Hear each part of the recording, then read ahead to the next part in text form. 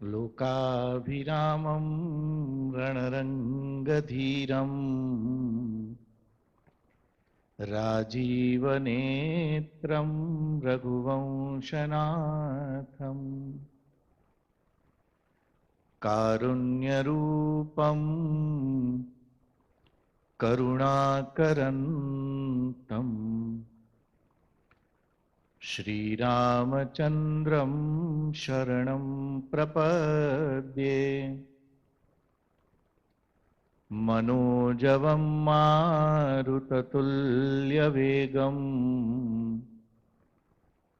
जितेन्द्रियं बुद्धिमतां वरिष्ठम् वातात्मजं वानरयूथमुख्यं श्रीरामदूतं शरणं प्रपद्ये।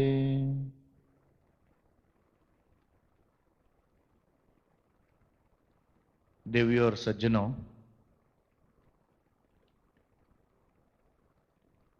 आपको मेरा प्रणाम।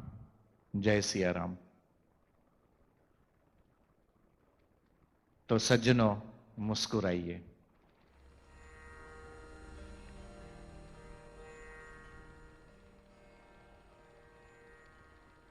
हमने एक विचार किया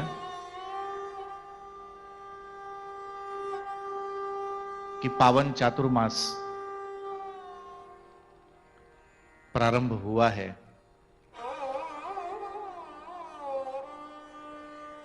तो कल गुरु पूर्णिमा से चातुर्मास को ध्यान में रखते हुए कुछ चिंतन किया जाए, कुछ मनन किया जाए, कुछ स्वाध्याय किया जाए, आत्म संयम के मार्ग पर चलने का थोड़ा सा प्रयत्न किया जाए।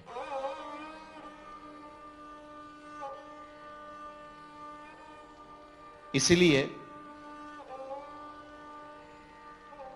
ये चातुर्मास आत्म संयम की यात्रा पर आगे बढ़ता चला जाएगा और ये चातुर्मास हम आत्म संयम विधा को समर्पित करें। भारतीय अध्यात्म, हमारी ऋषि परंपरा चातुर्मास के दौरान अपनी दुर्गम यात्राओं को कुछ समय के लिए स्थगित करते थे।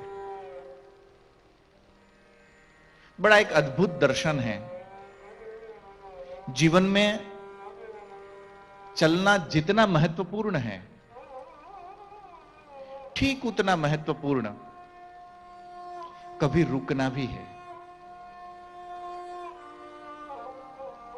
कब रुकना, कहां रुकना, कैसे रुकना, ये जो ठीक से समझ ले उसका चलना सार्थक हो जाता है। ये है चातुर्मास।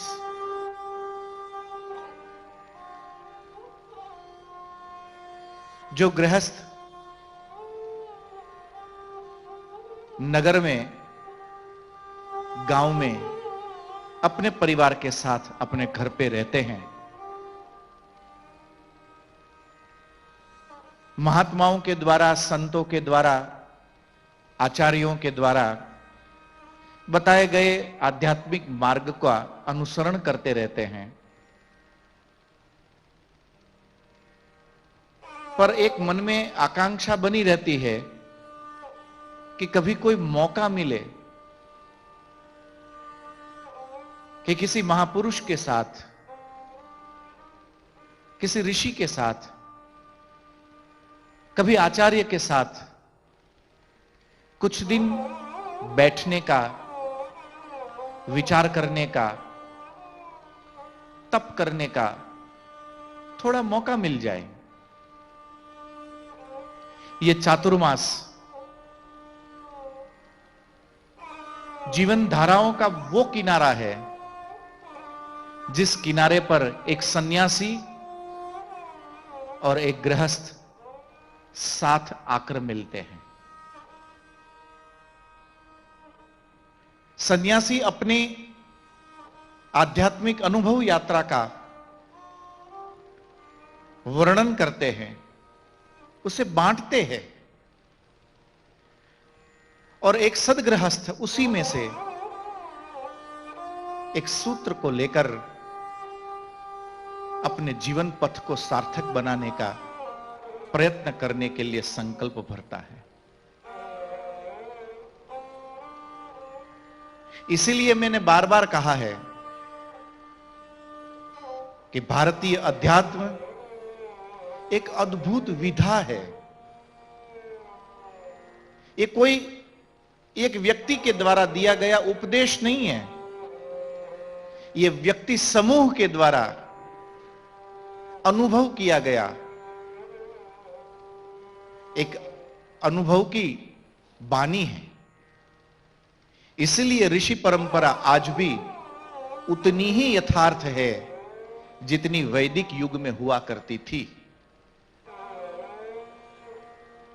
तो मैं कह रहा था आपको कि सार्थक जीवन के लिए दौड़ना जितना जरूरी है, उससे कहीं गुना ज्यादा कभी किसी वक्त सही स्थान पर, सही समय पर, सम्यक हेतु को लेकर रुकना उतना ही अनिवार्य है। यह रुकना भी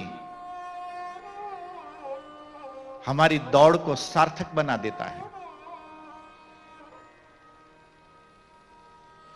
इसीलिए हमारे ऋषियों ने हमें चातुर्मास का एक अनुष्ठान दिया। आइए, ऐसे चातुर्मास का प्रारंभ तो एकादशी से हो गया, किंतु हम कल से यानी गुरु पूर्णिमा से मिलेंगे, तो गुरु पूर्णिमा से लेकर चातुर्मास के इन पावन दिनों पर आत्म संयम के सिद्धांत को हृदयंगम करने का, अनुभव तक उतारने का हम सब लोग प्रयत्न करें। मैंने आपके लिए इस आत्मसंयम विषय वस्तु को लेकर उपस्थित होने का विचार किया। यह आत्मसंयम 5 सूत्रों से आबद्ध रहेगा। पातंजलि योग दर्शन में महर्षि पतंजलि ने संयम के विषय को बताते हुए, समझाते हुए एक सूत्र दिया, अहिंसा, सत्य, आस्तेय, ब्रह्मचर्य, अपरिग्रह। आत्मसंयम के ये 5 सिद्धांत है। पहला सिद्धांत अहिंसा, दूसरा सिद्धांत सत्य, तीसरा सिद्धांत आस्तेय, चौथा सिद्धांत ब्रह्मचर्य और 5वां सिद्धांत अपरिग्रह। जो भी व्यक्ति इन 5 सूत्रों को अपने जीवन में उतार सके, वह आत्मसंयमी, अपने यथोचित मनवांछित सिद्धि को उपलब्ध करता है। गोस्वामी तुलसीदास जी तो कहते हैं कि साधन सिद्धि राम पद नेहु। सिद्धि की सबकी अपनी अपनी व्याख्याएं हैं, पर मेरे युवान भाई बहन के लिए इसी सिद्धि की व्यापकता को आपके सामने रखते हुए मैं यह कहना चाहूंगा कि जो सफलताओं के शिखर आपने सपनों में देखा, जिन सफलता के शिखर पर पहुंचने के लिए आप लालायित है, उत्साहित है, प्रयत्नशील है, गतिशील है, अपने उस शिखर तक पहुंचने के लिए, जीवन की उस सफलता को पाने के लिए आत्मसंयम आपका पाथेय बनेगा। भारतीय अध्यात्म के साथ ऋषियों के चिंतन का ध्यान करते हुए यदि मैं आपको बताऊं तो मैं यह जरूर कहना चाहूंगा कि सफलता भी उसी व्यक्ति को मिल सकती है जो आत्मसंयमी हो। इसीलिए परिस्थितियां कैसी भी क्यों ना हो, अभी कुछ दिनों के लिए कैसे लॉकडाउन में सब लोग अपने अपने घरों में बंद रहे, अभी जब आपसे बात कर रहा हूं तब भी एक प्रकार से सेमी लॉकडाउन तो है ही है। समस्याएं आती है, आती रहेगी। जो समस्याओं से डर जाए, जो समस्याओं में हताश हो जाए, जो समस्याओं में निराश हो जाए, वो कभी भी सफलता को प्राप्त नहीं कर सकता है। सफलता को प्राप्त करने का सिद्धांत ही इतना है, जैसे भगवान श्री कृष्ण अर्जुन को कहते हैं कि नैवम शोचितुमर्हसि। अर्जुन, अब ये निराशाओं के विचार करना और उसके लिए समय बर्बाद करने का अब तेरे पास समय ही नहीं है। आगे बढ़, युद्ध के लिए तैयार हो जा। ये तो युद्धाय युज्यस्व,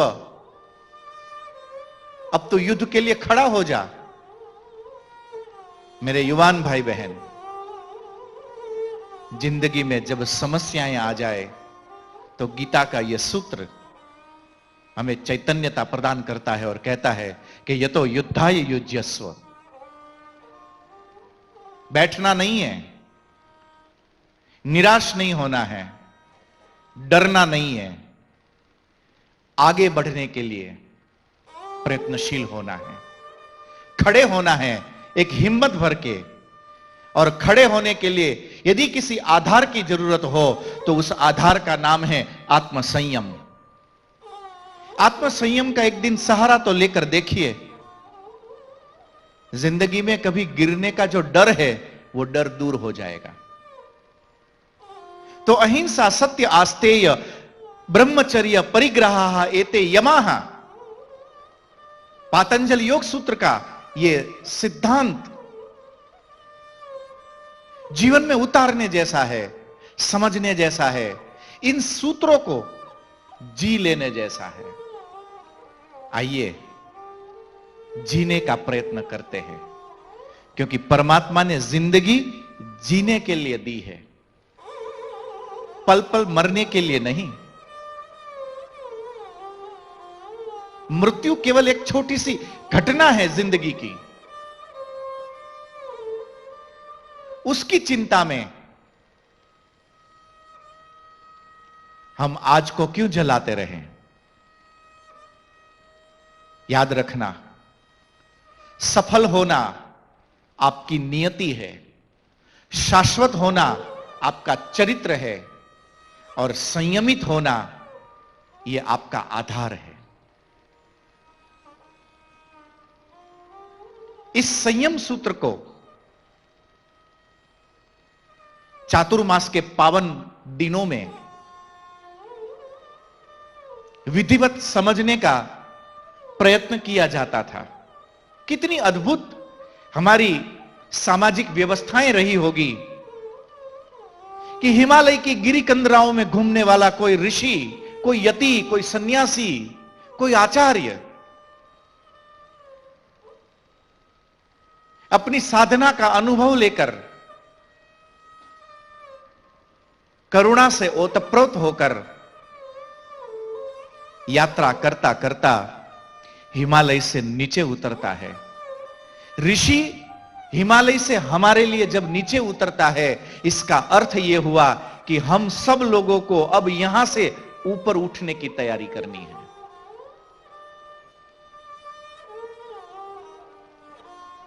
ऋषि का यह नीचे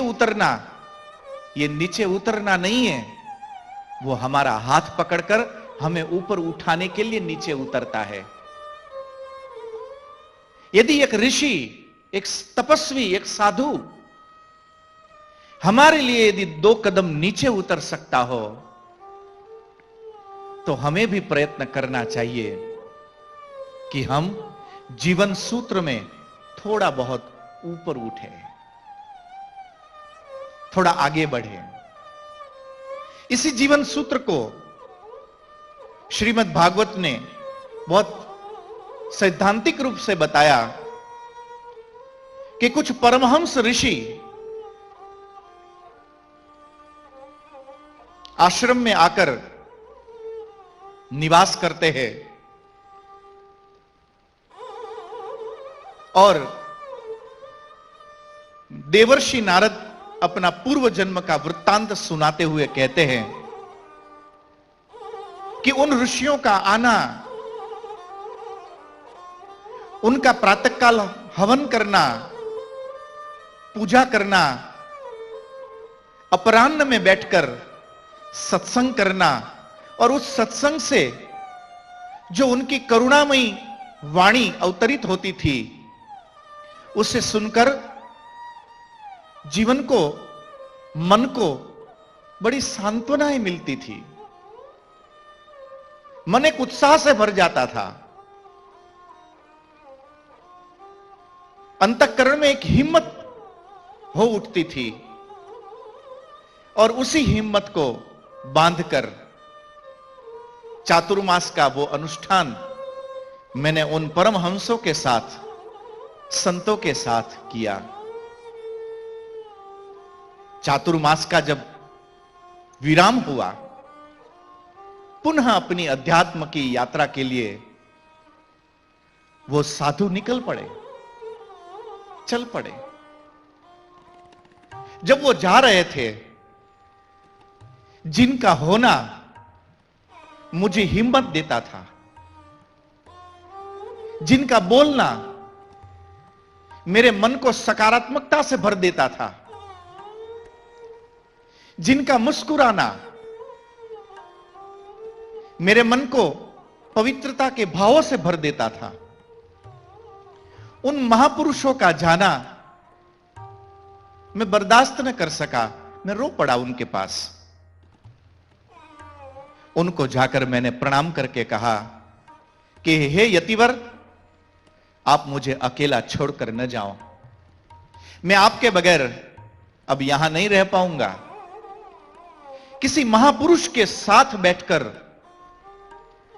यदि मन को ऊपर उठने की इतनी चानक न चढ़े, तो शायद हम शरीर से तो किसी महापुरुष के साथ बैठ गए होंगे, पर हमारा मन कहीं और भटकता था। यह भटकने वालों के लिए विधा नहीं है आत्मसंयम। भद्रम कर्णे भी श्रृणयाम देवाः, भद्रम पश्येम क्षभिर यजत्राः, स्थिरैरंगै स्तुष्टुवाम। जिसका मन स्थिर हो, जिसके विचार स्थिर हो, जिसके संकल्प स्थिर हो, जो विकासोन्मुख हो,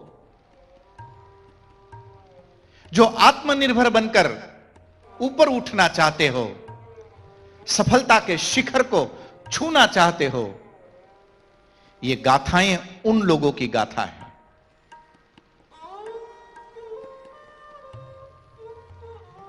नारद मुनि उस कथा को आगे बढ़ाते हुए कहते हैं कि उन परमहंसों ने करुणा करके मुझे एक मंत्र दिया। मैं उस मंत्र को जपता रहा। यहां पर जपने का एक अर्थ यह भी किया जा सकता है कि एक सूत्र दिया, मैं उस सूत्र को जीता चला गया। एक आत्म संयम का सूत्र मिला और आत्म संयम के उस सूत्र को मैं जीता चला गया, जीता चला गया। एक दिन उस परमात्मा के साथ मैं एकाकार अनुभव करने लगा। ईश्वर उतर आए, मेरा हाथ पकड़ा, मेरा जीवन कृतकृत्य हो गया। सफलता उतर आई, सफलता ने मेरा हाथ पकड़ा, मेरा जीवन कृतकृत्य हो गया, प्रसन्नता से भर गया। और उसी प्रसन्नता को लेकर मैं ब्रह्मलोक में वापस पहुंचा और फिर ब्रह्मा जी की कृपा से उन्हीं के पुत्र के रूप में मुझे यह ऋषि शरीर मिला। कहते हैं आज भी नारद जी जब भी हरि को याद करे ना, हरि शरणम गाए ना, गाते ही शंख चक्र गदा पद्म हाथ में लेकर भगवान नारायण नारद जी के सन्मुख उपस्थित हो जाते हैं। यह है एक सूत्र को जी लेने की कला। यह है एक मंत्र को चरितार्थ करने का परिणाम। उसके बाद अनंत चातुर्मास आए और गए। कभी हम देवर्षि नारद की तरह अपनी क्षुद्रता से उठकर पूर्णता को पाने के लिए कभी हमने प्रयत्न ही नहीं किया। मुस्कुराइए सज्जनों, जो बीत गई सो बीत गई। आइए अपनी कल को संवारने के लिए, अपने संकल्पों को सिद्ध करने के लिए, जीवन के सफलता के शिखर पर पहुंचने के लिए आइए एक बार और उड़ान भरने की तैयारी करते हैं आत्म संयम के साथ। पुनः मैं वो सूत्र याद दिलाना चाहूंगा कि अहिंसा, सत्य, आस्तेय, ब्रह्मचर्य, परिग्रह, इन 5 सूत्र का एक सिद्धांत महर्षि पतंजलि का ठीक से समझने के लिए, ठीक से अपने जीवन में उतारने के लिए, अपने जीवन को सार्थक बनाने के लिए मैंने विचार किया कि क्यों ना हम इस 5 सूत्र को भगवत गीता के साथ समझने का प्रयत्न करें। तो चातुर्मास के इस पावन प्रसंग पर भगवत गीता का माध्यम बनाकर पातंजल योग सूत्र के इस 5 सिद्धांत को, सूत्र को ठीक से समझने के लिए हम प्रयत्न करेंगे, कोशिश करेंगे। मेरा विश्वास है क्योंकि भगवत गीता का आरंभ और हमारा वर्तमान कुछ एक जैसा ही है। धर्म क्षेत्रे कुरुक्षेत्रे समवेता युयुत्सवः मामकाः पांडवाश्चैव किम कुर्वत संजय। जिसकी शुरुआत ही मोह से हुई, जिज्ञासा से न हो पाई। कितने भी मोह के अंधकार में क्यों न पड़े हो,